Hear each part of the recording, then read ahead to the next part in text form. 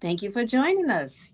You are tuned in to the Post Route with W. Earl Kitchings. Good evening and welcome to the Post Route, the show where we dive deep into conversations with black quarterbacks both past and present. I'm your host, W. Earl Kitchings, and this show is proudly brought to you by Quarter Five Back, the preeminent fraternity for black quarterbacks and home of the prestigious BIP Memorial Trophy, the only award that honors both the top HBCU quarterback and the top black quarterback from high schools across the country. We are thrilled to have you with us tonight. And if you enjoy our show and enjoy what we're about and our content, why don't you support us by doing what we ask you to do and hitting the like button, subscribe to the channel, and tapping the notification bell so you never miss an episode.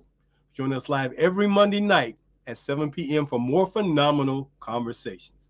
We'd like to wish everyone a happy Dr. Martin Luther King birthday, because today is that a great holiday for that great American Dr. Martin Luther King. So happy birthday, Dr. King, and happy birthday, America, for celebrating him.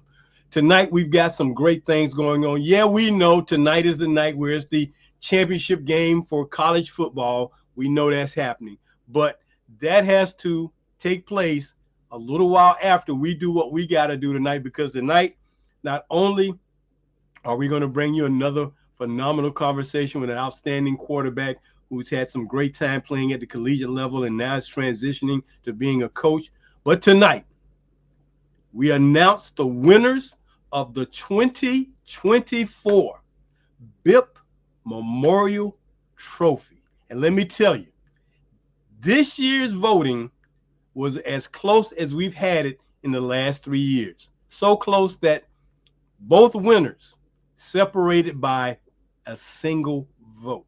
So we're going to get to that later on in the show. And also, before we get started, I would like to send out our sincerest condolences to the family of former Florida A&M University quarterback Sammy Knight.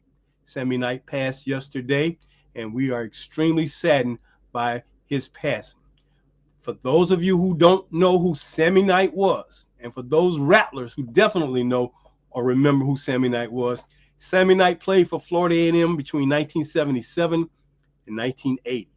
He was the starting quarterback in 1979 when Florida A&M University upset the University of Miami at Doak Campbell Stadium by the score of 16-13 on a field goal by Vince Coleman to win it, and a defense that kept the Hurricanes in check all afternoon. Sammy Knight was a phenomenal athlete and a phenomenal player. He could run it and he could throw it. We send our condolences to his family and pray that God favors you with grace and mercy during this most difficult time. But now, let me move on to our guest for tonight.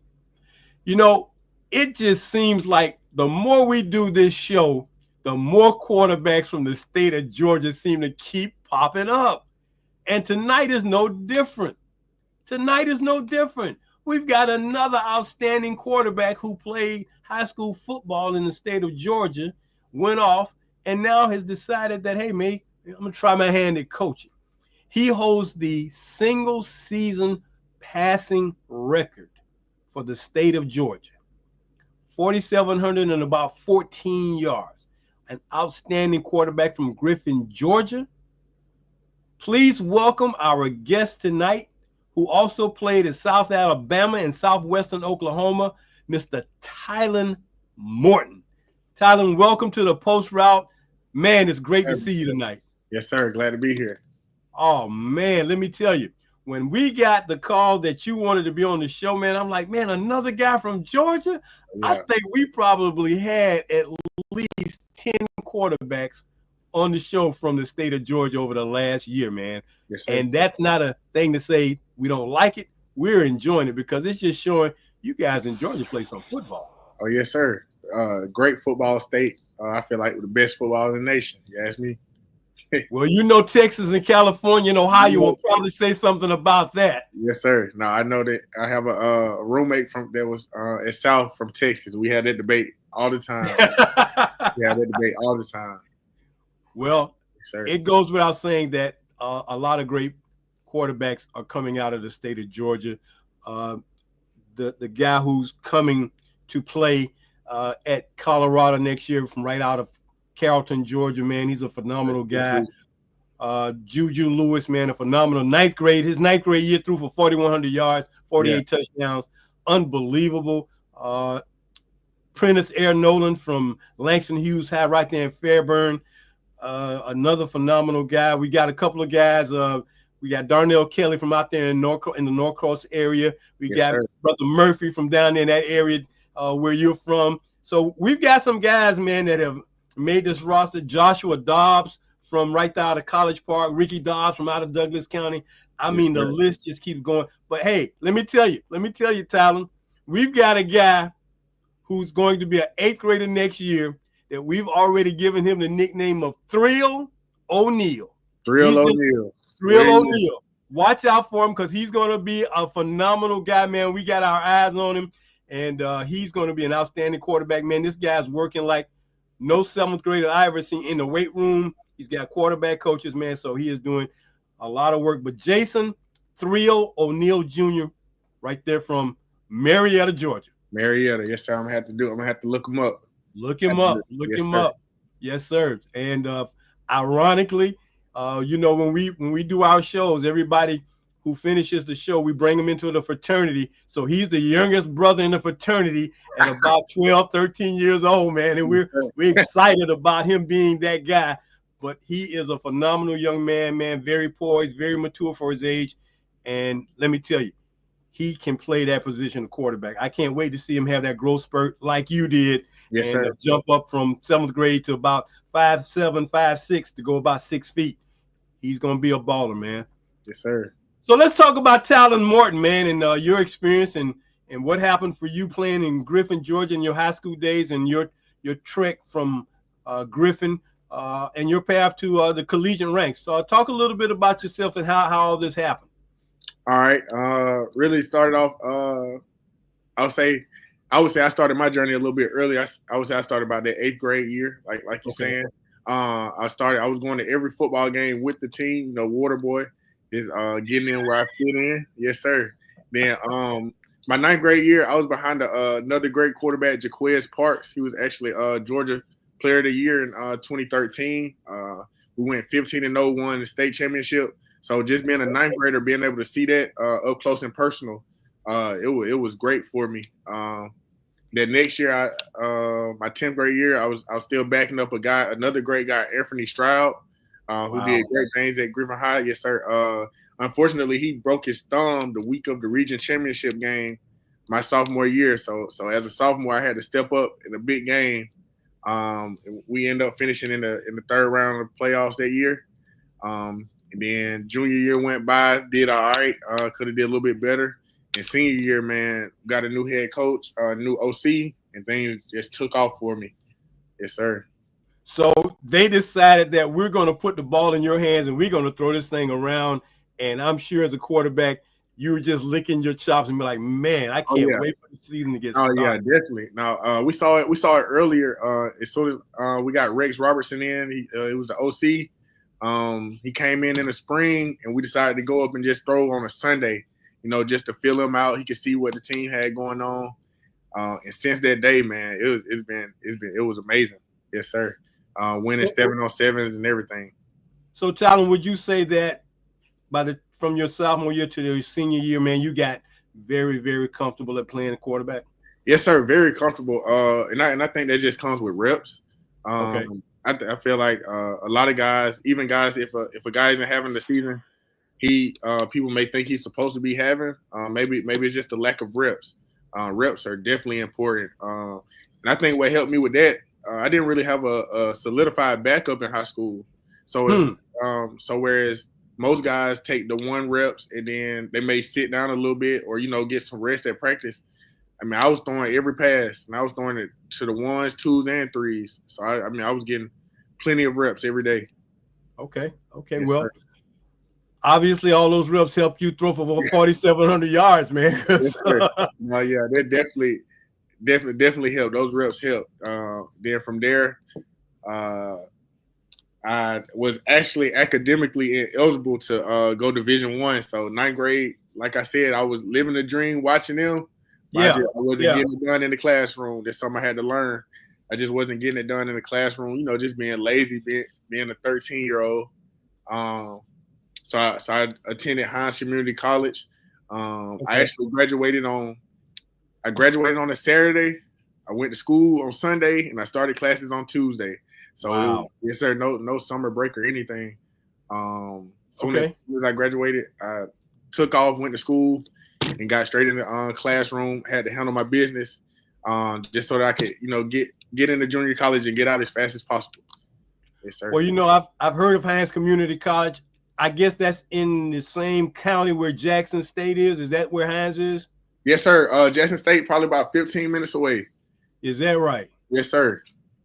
So was Jackson State knocking on your door? Actually, no. Jackson State never offered me. It's crazy. What? Alcorn did though. Alcorn, Okay. yes, sir. I definitely was down there on the hill down there at Alcorn. Had a great time over there on the weekends. Something that I think Mississippi Junior College does that's great. They actually play games on Thursdays. So I mean, Oh, you're okay. there. Yes, sir. You're there to go on to another school.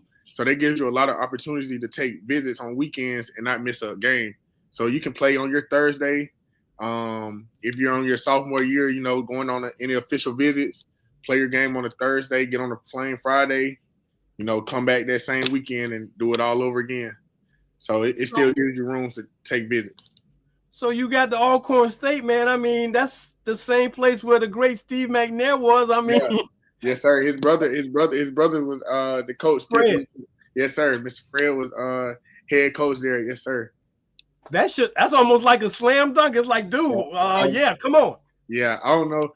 I don't know. It, Just didn't. It wasn't there. It wasn't fit for me. I understand.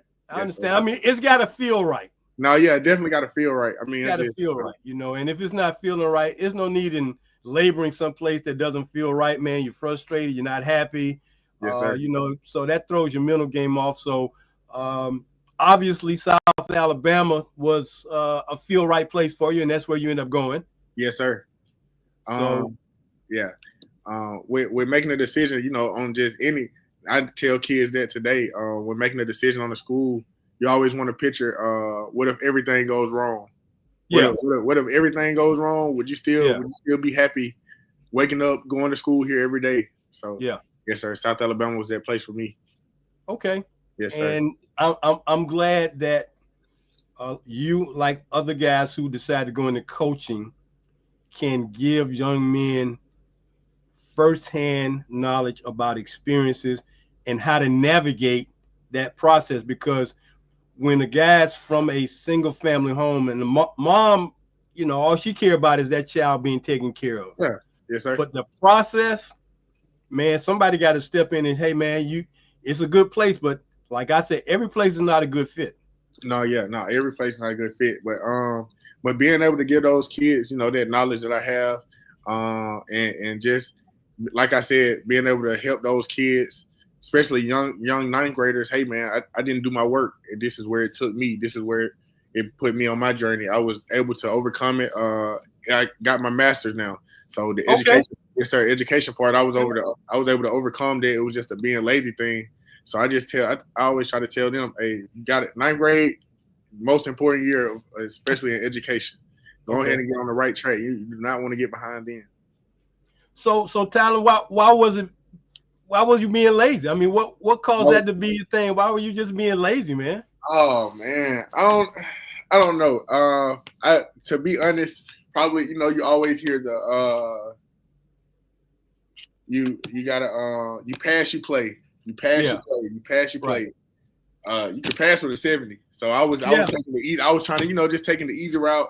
Man, I'm not gonna work hard. I'm just gonna get this 70. Now I pass like that. I get this 70 and I pass like that. And then you may come up short one time. And another thing that kind of put me behind. So my ninth grade year, the requirement to go to a Division I college, the GPA requirement was a 2.0. Mm-hmm. My sophomore year, it jumped to a 2.3. And then my Mm-hmm. junior year, it jumped back up to a 2.5. So Mm-hmm. while I started, you get C's, that's a 2.0 average. That's what you get. But once it got up to that 2.5, hey, I was being lazy and they raised the standard. So I didn't make that standard. So I had to buckle down in the classroom. Okay. Yes, Okay. sir. And that's the other thing that a lot of these young men don't understand, that if it's not like baseball or basketball where you can probably transition a little bit easier right out of high school. You can't transition from high Oh school no, to college. I mean to the pros. no, that's That those that grown men. transition not gonna happen. Those grown men playing. And the Those are game, grown men, the and game move a lot faster. and they will hurt you. Yes, sir. Yes, sir. Yes, sir. So understanding that, hey man, if you're not getting your academics, you're not gonna be playing. Oh And if yeah, you got no. a coach who's all about that, it's like, okay, Tylan, son, if you don't get it, you won't be dressing. Yeah, Okay, let alone playing. No, you won't be dressing. yeah. You know, Yeah. and that's a scary thought to some guy. Coach, I'm not gonna dress. No, you're not gonna dress. If you skip class one more time. Yeah, Miss Skip Study class one Hall. more time. Miss Study Hall one more time. One more time. Oh no, not study hall, please. You miss Mhm. study. Oh man. Oh Yeah, it's no. bad. Oh, you're in trouble. Yeah, you don't You're want in to miss trouble. Study You Hall. know. You know. And who can save you? Nah, nobody. Nobody. Nobody can save you. Hey, Tylan, you go to the coach's office and you begging, Coach, please, Coach, please, Coach, Yeah. please. Son, stop begging me. Yeah. You're not playing this weekend, Did it okay? to yourself. Exactly. You did it to yourself. Exactly. So you can take that to these young guys in high school and say, son, I've been where you've been. So all Yeah. that begging, it's not gonna help you. Yeah, it ain't gonna help get you at all. in that classroom and get your grades up. Yes, That's sir. going to okay. So now South Alabama leads you to Oklahoma? Yes, sir. So South Alabama, going into my senior year, I played primarily special teams at South on the back end while I was there for 3 years. Yeah. On the back end, I played primarily special teams. I started on punt, kickoff return, pretty much all of them. Punt return, all of them. So just trying to get on the field because I wasn't on the field as much at quarterback. So just trying to get in where I fit in. Like I said, just ready to play. So from there, I entered the portal. I had a few schools hit me up, but Southwestern Oklahoma felt like home, man. Like I always say, if I would have I wish I would have gotten to go there longer. I wish I would have maybe entered the portal earlier. I know a lot of people, everybody wants that D1 dream, including myself. That's part of the reason why I chose South Alabama. But once I got to Southwestern Oklahoma, man, it was a great time. I was only there for a year, but man, had the time of my life there. Great community. They treated me like family from my visit to my graduation. Man, treated me like family. The whole community. Yes, sir. Well, that's a blessing, man. Did y'all ever play Langston University? No, sir. We did not play Langston. No, sir. No, Okay. sir. We didn't play Langston. But I coached with Coach CJ Johnson. He's our running back coach at Lovejoy High School. He was actually a GA over at Langston a couple years ago. Okay. Yes, sir. Well, we've talked to a quarterback from Langston a couple of weeks ago. Torrance Bardell had a phenomenal career out there, and a lot of people don't know about Langston because it's so far west. I mean, once you pass Texas, Texas is far, but then you go up a little bit. It's like, you ever heard of Langston? People are like, no, Langston, what? And it's just like Southwest Oklahoma. What city is Southwest Oklahoma in? Weatherford. Oklahoma? Weatherford, Oklahoma. Yes, sir. Little city of What the Weatherford. heck is that? We're about an hour. I say about an hour 15 of outside of Oklahoma City. Oklahoma City. Okay. Yes, sir. Okay. Yes, sir. Wow. I think it should be caught. I think that's the true windy city. I know they say that Chicago's the windy city, but that wind out there plays no games. Is that right? Yes, sir. I mean, year round, we actually had to, during spring, it's hot outside, but we had to cancel practice one time. I think we had 30-mile-per-hour winds on a normal day. On a normal day. on a normal day, but we like to throw the ball around, so it was kind of it was no point in really going out there and fighting that win out all day. So we Well, count practice. I can appreciate that, man, because out there on those plains, man, there's nothing to block that wind. That wind gets out there and it starts swirling. And It's crazy you said that because when I got out there, I'm from Georgia. First thing I said, "Where's all the trees at, man? Y'all have where, where are all the trees, man? I see more windmills than trees out there." I was like, okay, "Yeah, no, I saw way more windmills than trees out in Oklahoma." I was like, wow. "Yes, sir." So, out of southwestern Oklahoma, what conference was that? We were in the GAC, Great American Conference. Great American Conference. Yes, sir. There are a lot of NAIA schools out there in Oklahoma, man. I mean, quite a bit. Yeah. Oh, yeah. We actually Southwestern is a Division II, but they started off as NAIA. Oh, okay. They started off as NAIA. I believe Northwestern Oklahoma, who was our rival, started as an NAIA as well. Okay. Yeah, because Langston is still in the NAIA. Okay. Yes, sir. Yeah. And they play in what they call the Sooner Athletic Conference. Mm-hmm. Okay, and the SAC. The SAC. Yes, sir. And again, like I said, you don't know. And then, of course, there's Lincoln University up in Missouri. Mm-hmm. You don't really hear about them either because it's like in Missouri, it's like it's a black college in Missouri. Yes, one.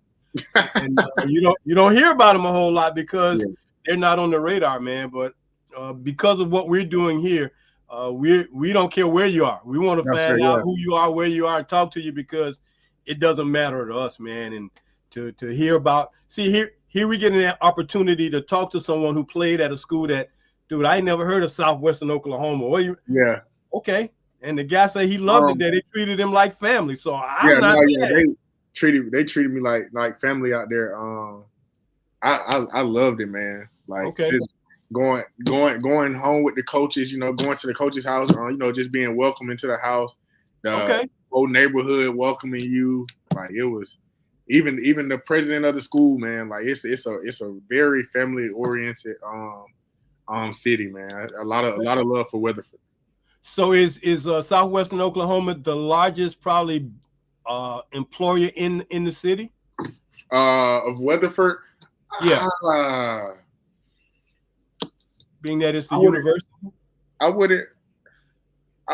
maybe. I mean, I wouldn't really know, but it's either the school or the city of Weatherford. I mean, like people that just work for the city.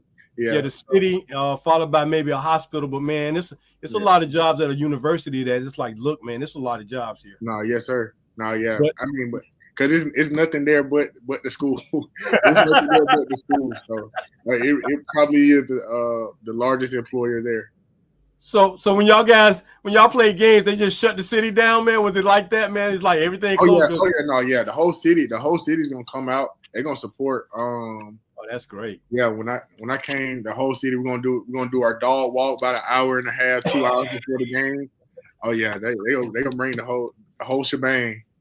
That's great, man. That's great. And so what were some of the games, man, that are memorable for you playing out there in Southwestern Oklahoma? What are a couple of the games that you can just say, man, I had a great game there, or it wasn't so good? I mean, I would probably say Northeastern, probably the most memorable because I came in with Coach Josh Kirkland. Great guy. He's I think he's the director of player personnel now at North Texas. Okay. But I came in with him. It was his first year, and I was just doing my grad transfer year. So I mean, I was gonna be there for a year and kind of just help him get it started there. And they went 0-11 the year before we got there. And I think the year before that was COVID, so it was a minute since they had played football or won there. So we beat Southeastern, and it was raining. And I just remember after the game, all the school page and everything posted about how the first victory in over 1,000 days. So that's probably the most memorable one there, which was our first home game, winning in the rain. So it was pretty memorable. 1,000 days? First win in 1,000 days, and I was glad to help Southwestern get that. Oh my goodness! Yeah, they were struggling. It was a struggling program. Absolutely, because when you're struggling like that, man, I mean, Yeah. gee, your It- momentum, your confidence, everything kind of hey, goes by the that's, wayside. hey, that's probably why it rained, man. We got a fresh start. And we had to wash that off, man. It was a fresh start for us. Well, that was great, man. That was great. And I would think that you built some great friendships and relationships from being out there. Oh yes, sir, definitely. Like I said, Coach Kirkland still talk to him. Coach Leonardo, Okay. who's my OC, I still talk to him. Um, coach Green, the O line coach. Everybody still talk to my roommates from there. Still talk to my teammates. You know, I was the old guy on the team because I was in my grad year. I mean, I was what 23 while Yeah. I was out there. And I'm out there with a whole bunch of 18, 19-year olds. So I Oh, was yeah. yeah, I Yeah. was the old guy on the team, but you know, it was good being that leader, someone that they can kind of look up to, ask for advice and stuff like that. It was great. Speaking of leadership talent, how important to you is leadership on the field and off the field? Oh, it's the most important thing to me. Um, I always tell my guys, my quarterbacks, one, you have to be a leader because we have to be able to trust you. I always might throw a random example. Are you the type of leader? I need someone that I can trust on third down. 2 minutes left in the game, 3rd and 7. We're down. We need a first down, and it's raining. It's loud. I need someone that I can trust in that moment Yeah. to make sure that everything is right on the field because as a quarterback, you're essentially a coach on the field. Um, Okay. and you have to be very detail oriented. Yeah. Even down to if your receiver, if we know his inside foot's supposed to be up, and you look out there, his outside foot up, hey, you should correct that right now before you even start the play. You should correct that. Okay. Let's minimize all small things, all mistakes that we can. Let's be a leader and minimize all those things. Okay. Okay.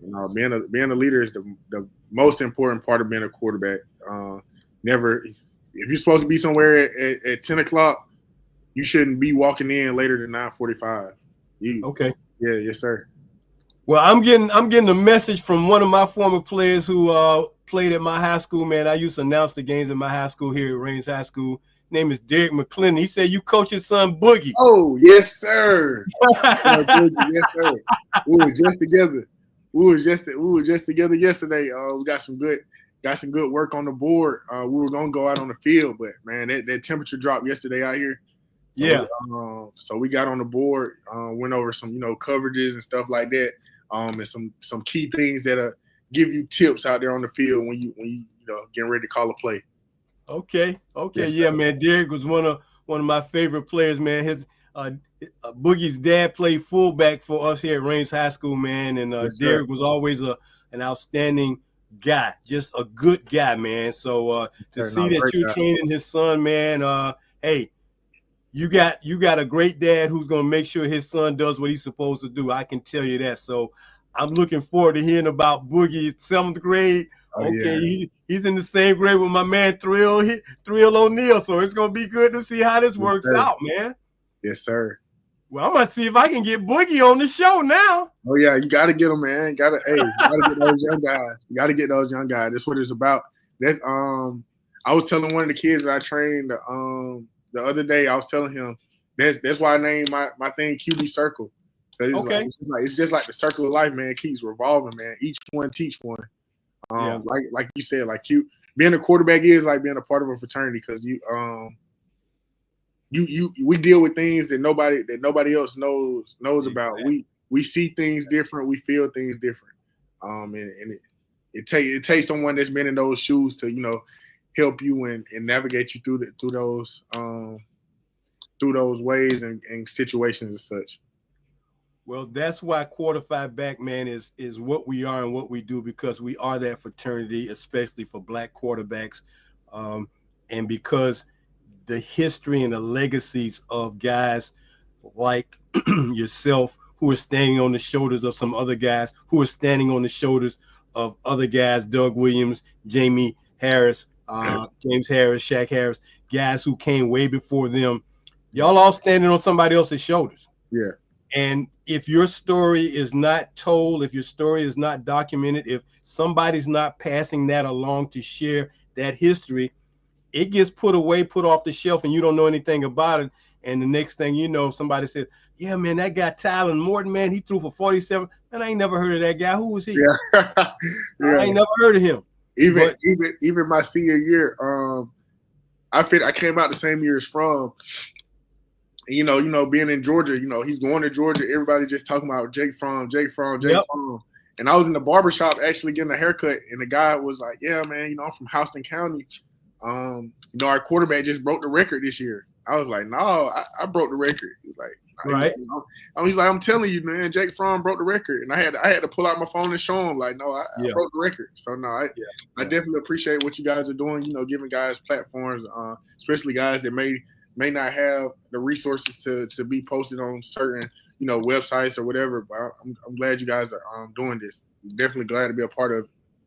Well, it is my firm belief, man, that the man upstairs gave me a mission. Hey, Tyler, stay with me, man. We're going to come back and finish talking a little bit more football, quarterback, and we're going to take a quick time out. Our guest tonight, the phenomenal Tylan Morton, 4,741 yards in high school, single season record for the state of Georgia. Nobody's done it better since him. So he is at the top of that mountain. We're going to come back and talk to him, but we're going to take this quick time out. Hey, while we got a timeout, we want to tell you, hey, did you notice I got on my shirt tonight? You see me? That's the new quarter 5 back golf shirt. Yeah, it is something that just came in. We're happy to have it. So now we've got the t-shirt and the golf shirt with, yeah, that's the logo on it. You see the orange and the black, that's our colors. And then on the back, you got quarter 5 back, Q5B. That's, if you can't remember anything else, remember Q5B, quarter 5 back. This is our new shirt. If you want to get a shirt, be a member of what we're doing, hey, reach out to us at our website, quarter5back.com. You can zell us your payment for the shirt. These shirts are now going for $59.99. It's a sublimation shirt. It's breathable. It's very easy to take care of. It looks good. It wears well. And I guarantee you, if you wear this shirt or the t-shirt, I guarantee you somebody's going to come up and ask you, what in the heck is a quarter 5 back? Then you got to tell them the story. So get you one of these. You can order them online. And then the other thing is, if you have not gotten a copy of the book, please reach out to us and get you a copy of the Forgotten QBs. The book is now 3 years old. I wrote this book to make sure that the legacies, histories, statistics of Black quarterbacks were not forgotten from 1903 to 1990. And we were working on our next volume of this book, which will be quarter 5 Forgotten Quarterbacks or Forgotten QBs 2, volume 2. So we're working on that. But the book is only $35. You can go out to our website again, click on the book icon. You can zell us the payment at 904-994-2189. Get your copy of this book. If you don't have this book in your library, along with the book by Dr. Lewis Moore, The Great Black Hope, if you don't have these two books in your library, man, your library is empty. That's all I'm going to say. You got to get this book. If you love Black quarterbacks, if you love football, this is the book to have along with the other book. And again, here is the t-shirt to kind of identify who we are, our logo t-shirt, just like our golf shirt. $40 for the t-shirt, $59.99 for the golf shirt. And you can get them all by just clicking and going to our website, quarter 5 back. So that's what you can do to help us out. If you want to be a member of our organization, $44 to get you in. You'll get a shirt, our other logo shirt, along with your membership certificate and your decal. And if you want to do it on the very cheap end, the low, $4.40 will get you your membership as a supporter for quarter 5 back. And you can spread the word and tell everybody about what we're doing. So thank you so very much for all your support. I want to thank Derek McClendon, Dr. Derek McClendon, for reaching out to us tonight and letting us know about his son, Boogie, who's being trained by our guest tonight, Coach Tylan Morton. Welcome back to the show, Tylan. Man, when we talk about these guys in this quarterback position, after looking at quarterbacks this past weekend at the pro level, Yes, what sir. are some of your thoughts about what's going on with these young guys now who are making plays and doing some phenomenal things, although they're very young into their pro careers? I think hmm, that's a good one. That's a good one. Do I you think think they've been thrown in too soon? Do you think a guy needs a year or two before they actually I start I playing? actually do believe a guy needs time. Yeah, For example, with the trade with Justin Fields going to the Steelers, you know they also had Russell Wilson. yep, I know Justin had already been in the league for some years, but I think that he was one of those guys that was just thrown in the fire, man. You know, being first. If a team has the first pick, man, they can't be too good. If we're being honest, so if they have yeah. the first pick, they can't be too good. You throwing a quarterback in there, especially these guys are kind of seems like they're getting younger and younger. You throwing a 21-year-old kid out there, um, and expecting him to change your franchise. I mean, Yep. that's a lot of weight to bear. Um, but like I was saying, for him, I think it was great for him to be able to go learn from a guy that's played in the Super Bowl, a guy that's won these awards, a guy that's been a vet in the league and just has the knowledge and, like I said, reps. We talked about that earlier. Mm-hmm. Just having the reps of being in the NFL, someone that can talk to you and help you navigate through those. I think that's very important. But you do have those guys like Jaden Daniels, like C.J. Stroud, they come to league and kind of just rip it up. Joe Burrow, those guys that just come in and like they're on fire. But I do think a lot of guys should have that time to grow in the league. I don't think that they should their rookie year should kind of make or break those guys. You know, it's ironic that Washington has put Jalen Daniels in that spotlight as a rookie, Mm-hmm. right? And if you just think back a few years ago, they did the same thing with Robert Griffin III. Yes, sir. The Yes, sir. same thing, Same but, thing. but Griffin got hurt. Mm-hmm. And then they tried to rush him back, and he got hurt again. And it really caused his career to really not, manifest into what it could have been because What it could that have been. injury, man. Yes, sir. So it's ironic that this is happening, and Jalen Daniels is leading Washington right now. Uh-huh. I felt bad about Robert Griffin III not getting the opportunity like he should have because he got hurt. Mm-hmm. The same thing happened with um, the quarterback that left Marshall, Byron Leftwich. Yep. He said he did not heal 100% until he left the Jacksonville Jaguars and got with the Pittsburgh Steelers. Mm-hmm. And, that if you remember him, he got carried down the field by his lineman in a game. Yep. And he never healed until 3 years after he got into the league, after he got traded. So I agree. Some of these guys, you do need at least a year Mm-hmm. to look and understand the game, get familiar with the speed of the game. Yep. I don't care how big you are. I mean, Cam Newton was a big guy, 6'6", like yourself, a big quarterback, but Yes, sir. that doesn't always translate into being, No, good when you got guys who are men really grown going out men. there. Yes, sir. Yes, sir. No, definitely. And then if you look at guys like Baker Mayfield, that things didn't go as planned and over in Cleveland, but now he's with the Buccaneers and he's ripping it up, man. He's playing best he's ever played right now, and Yeah. he's had that time to grow in the NFL.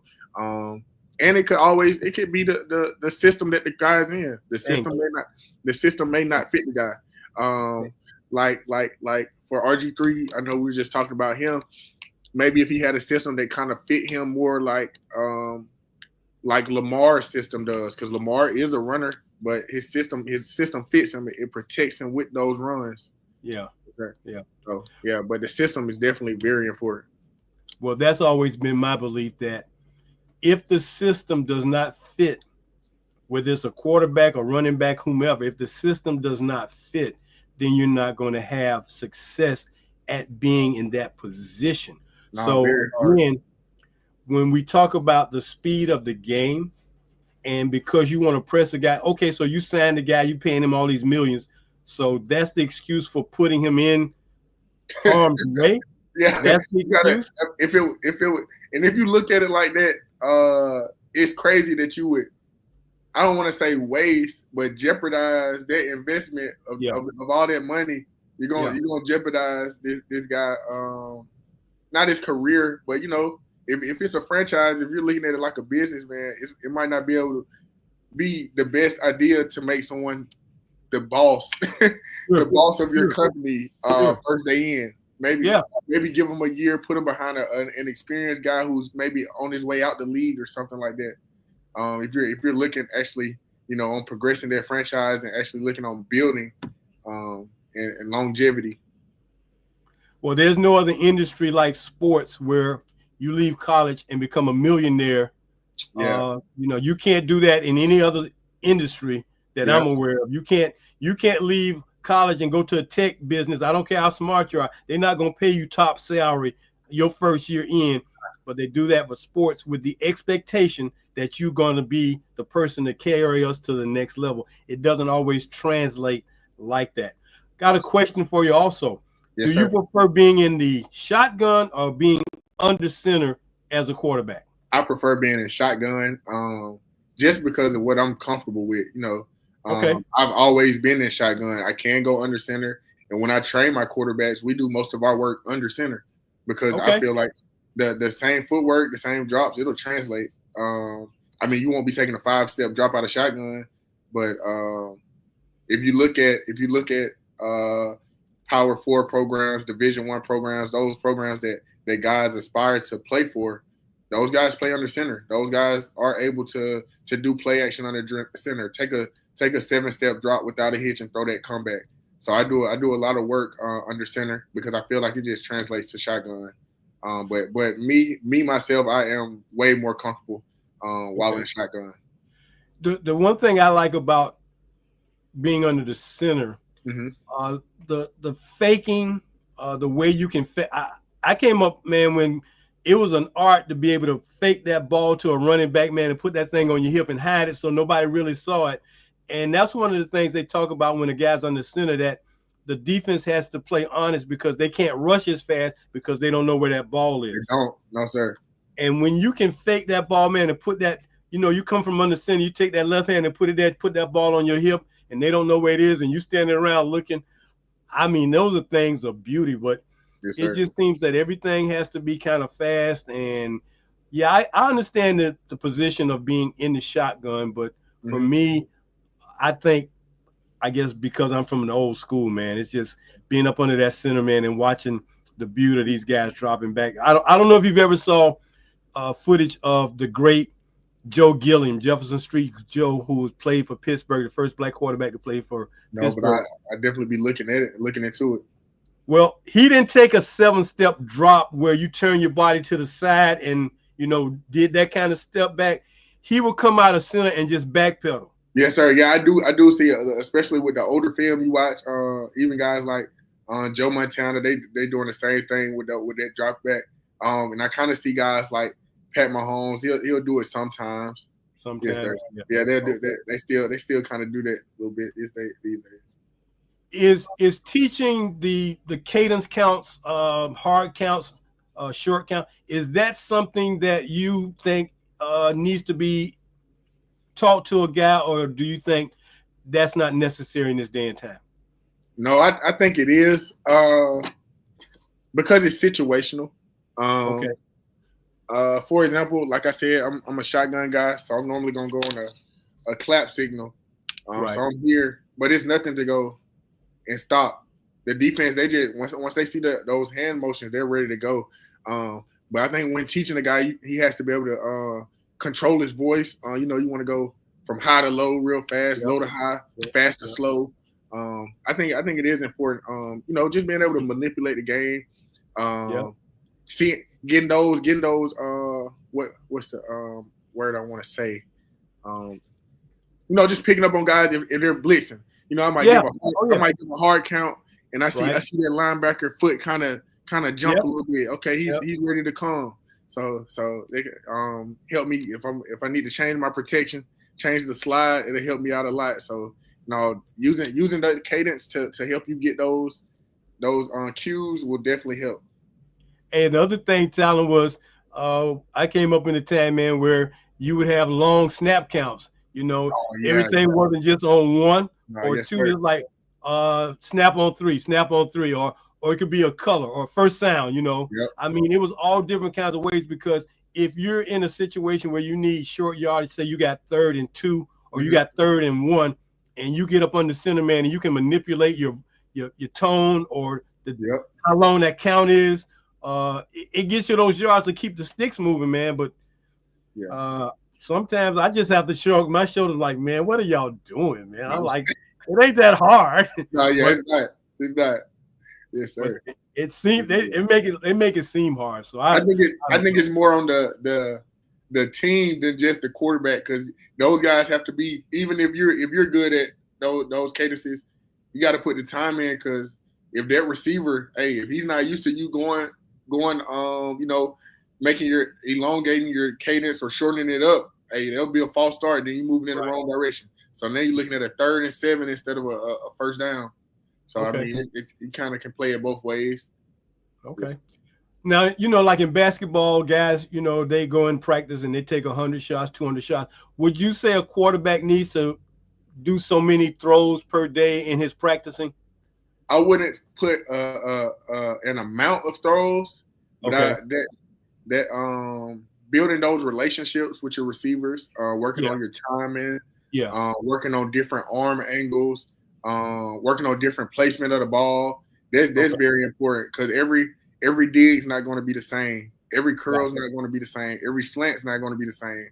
I had a coach tell me one time, he was like, I'm never going to tell you what to do, but I can let you know what's likely to happen. Okay. I mean, every situation is different. So just building those relationships with your receivers, getting those extra reps in every day, definitely helps. Like before my senior year, me and Kirsten Akins, he was one of my receivers from my senior year. Every day after track practice, we would walk down to the other field and we would throw. We would go run track practice. And every day, Monday through Thursday, we would go and throw after track practice. In the senior year, I mean, it paid off. I knew I knew his timing. I knew how long it was going to take him to get to a certain mark. I knew when he would be looking for the ball. He knew when to look for the ball. So I think that definitely plays a part of it. Yes, sir. Well, I've always thought that the relationship between the receiver and the quarterback, man, knowing those intangibles you just spoke about, being able to look at coverage, man, you look up, you both see a guy misplaying your receiver, and without saying one word, you look at each other, a little short nod, you see it, I see it, okay. We ain't called one thing, but it's what we see is wide open. Let's go for it. That's the beauty, I think, of football, man, and I just love those things to translate to scores or moving the ball down the field, man, and watching great receivers and great quarterbacks just make a dynamic tandem. I think Montana and Young were blessed to have a Jerry Rice catching their footballs. Yes, sir. Okay. Jerry Rice helped make them. Yeah. He helped make most pass games. He helped make most pass game concepts. He's probably as far as, talking about passing concepts and stuff, he's up there with the quarterbacks with making those. He's up there. Yeah. He's up there at the top probably. Okay. Well, speaking of quarterbacks, your favorite quarterbacks. Who are some of your favorite quarterbacks that you either aspire to be or you like now? Okay, favorite quarterbacks. I have to throw Peyton Manning in there. Just because just his mechanics, knowledge of the game. And I was 18 in high school, so so Peyton Manning definitely one of those guys. Deshaun Watson, who was a Georgia guy, definitely one of those guys. I mean, you got to throw Tom in there. I mean, you're wrong if you don't. So you got to throw Tom Brady in there. Maybe a guy who would be overlooked just because he's my guy, and I got to throw his name out there, Quincy Carter. Quincy Carter got to be one of those guys. QC, that's my guy. He got to be one of those guys. He actually helped me. He helped me train for my pro day. Man, I talk to Quincy every other day, man. He's a guy. Much love to Quincy, man. Much love to Quincy. Hey, man, we've been trying to get him on the show. Now we've communicated, been trying to get him on the show. I mean, we got to make that happen. Man, he was that dude out there at Southwest DeKalb, man. Yes, and back in the day, man, they used to run things up there at Southwest DeKalb. Yeah, definitely. I had an uncle play at Southwest DeKalb. Yeah, so definitely familiar with that. But I didn't really know too much about Quincy at first. Had a Okay. family friend kind of connect me with him, and Okay. then so I my first time working with him, I was like, this guy knows what he's talking about. So I had to do my research. So when I found out, like exactly who he was, what he's done, man, I was just just glad to be around him and soak up some of that knowledge that he has. Well, it's a great thing, man, to be around people who have done things prior to you getting there. So, you talked about those guys. Who do you like nowadays in the NFL? Nowadays, all right, got to go C.J. Stroud. You got to go Jaden Daniels, uh, Joe Burrow, a guy. Okay. Lamar, I kind of want to see him get over that hump, but Lamar's one of those guys. Okay. And Cam Ward, I'm ready to see what he can do. Ready to see what he can do. I like how calm and poised he is in the pocket. Absolutely. Subtle movements. Doesn't bring his eyes down to look at the defenders. He kind of feels that pressure. So I want to see what he can do on the next level. Feel like he's gonna be a great guy.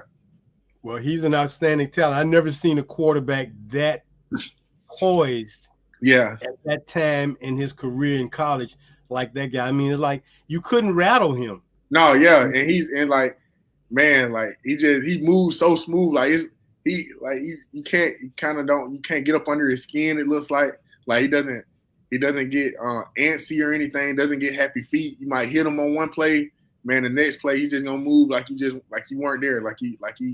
Like you're moving in slow motion. Yeah. And then probably out of the young guys, since we going down, out of the young guys, I probably like Juju's one of those guys I like. Okay. What about Lagway? Lagway, I don't know too much about Lagway. I gotta do my research. Quarterback at Florida? No, sir. Yeah, I don't really. I gotta look him up. Hey, so last year, DJ Lagway threw for 4,800 yards and 58 touchdowns, 52 touchdowns. Where's he from again? From Willis, Texas. Willis, Texas. So he was the Gatorade Player of the Year. He was the Max Prep Player of the Year. He won all the awards last year, man, and he is a phenomenal quarterback. So you get a chance to see him next year playing at Florida. You'll understand why. He's about 6'3", about 210, man, and he is the deal. No, yeah, I definitely got to look into him though. Darnell Kelly would be one of those guys. A lot of people, Darnell is actually from Griffin. Yep. And I trained Darnell when I was in high school. I was in high school and he was dealing. So the same time I'm breaking the records, man, I was working with Darnell. So that was great. And I just coached in the Rising Seniors game with the Minorities Coaches Association. So it was kind of a full circle moment. Kind of see him play in an all-star game and being able to coach him. And just knowing, man, I saw this guy when he was 7 years old, and now he's in high school getting ready to go into his senior year. So it's kind of well, keep your eyes on that guy down in that part of the country, Justin Murphy. Yes, sir. Murphy. Hey, North Clayton. I know exactly who you're talking about. Hey, shouts out to Justin. Hey, working with Ken. Man. Shouts out to him, man. Working with Ken. Saw him in McDonough this year. Okay. Man, he put his team on his back. I think it was a double overtime victory. He came back and won, man. No, he's great guy, great kid. I got to meet him before too. There's a guy down there in Warner Robins, Antoine Hill. He's an outstanding quarterback. DJ Bordeaux over there in Douglas County, man. So, you know, you're like, Mr. Kitchens, you know some of these guys. So I'm like, I'm on them. I don't know his last name, but Mike, he's over at Dutchtown. He's committed to Mississippi State, I believe. I got to see him in person. And just seeing the how calm he was and the arm angles that he played with, man, it was a sight to see. We end up losing to him in overtime. So I mean, I wasn't on the happy end of it, but just being able to see that, and being a quarterback, you can appreciate seeing a guy make certain plays. Okay. Yes, sir. Well, Tylan, let me tell you, man, I am just very, very happy that you decided to get back to us, man, so we can make this happen. Oh, yes, sir. Very good talking to you tonight, man. It's been a great thing. Continue to do a good job in coaching and training these guys up, man, and making them better athletes and better men, man. And God bless you and God bless your family, man, for giving you opportunities to do what you're doing. So before we close out tonight, I got to tell you, man, by being on the show tonight, welcome to the fraternity. Yes, sir. Thank Quarter you. five back. I was gonna tell you earlier you were promoting it, man. I need to purchase one. I need to purchase one some quarter five back apparel, man. I gotta purchase it. I'm gonna get with you about that. We'll get with you on that, man. But we'd like to welcome you to the fraternity of Quarter Five Back. We're going to get you your certificate and your letter to officially make you a lifetime member of this brotherhood, man. And thank you so very much. I look forward to future conversations with you, and I definitely look forward to meeting you in person one day soon. Yes, sir. We'll make that happen. All right. If there's anything we can do for you, man, please reach out to us and, stay in touch. Yes, sir. We'll do. All right, Tylan Morton, that great quarterback at Georgia, put them 4,700 yards for the state record in the single season. He's now a member of Quarter Five Back. Thank you so very much. Well, before we close out tonight, I got to let you know, I got to give you the results of the BIP Memorial Trophy so we can announce our winner for tonight, because it has been a great pleasure. Like I said, the voting was very, very close. So I'm going to start off with the high school voting. In second place from North Crowley High School is Chris Jimerson. In first place from Carrollton High is Julian Lewis. And the 2024 winner of the BIP Memorial Trophy for high schoolers is Jordan Durham of Zarephath Academy in Jacksonville, Florida. Like I said, the voting came down to one vote. So Jordan Durham is our winner for the high schoolers for 2024, 6,200 plus yards in a season. I know that's going to make Tylan stand up on his ears, like 6,000 yards, 6,000 yards. He threw for 62 touchdowns. And it doesn't matter what level you play at, you got to throw it. Somebody's got to catch it in order to make those yards happen. So congratulations to Jordan Durham. In our HBCU voting, our second place winner, Eric Phoenix of South Carolina State. In first place was Draylon Ellis of Tennessee State. And the 2024 winner of the BIP Memorial Trophy for HBCU quarterbacks from Clark, Atlanta, David Wright, the phenomenal SIAC Player of the Year. That gentleman threw for 3,200 plus yards, 31 touchdowns, took the Clark Panthers to their first SIAC championship game since 1977. It's been that long since they had been to a championship game. So congratulations to our BIP Memorial Trophy winners for 2024. Jordan Durham, Zarephath Academy, Jacksonville, Florida. David Wright, Clark Atlanta University out of Atlanta, Georgia, by way of Tampa, Florida. So we are congratulating both of these young men for winning our awards, and we're happy to get these awards in production for them so that we can make the presentations. We are just extremely excited.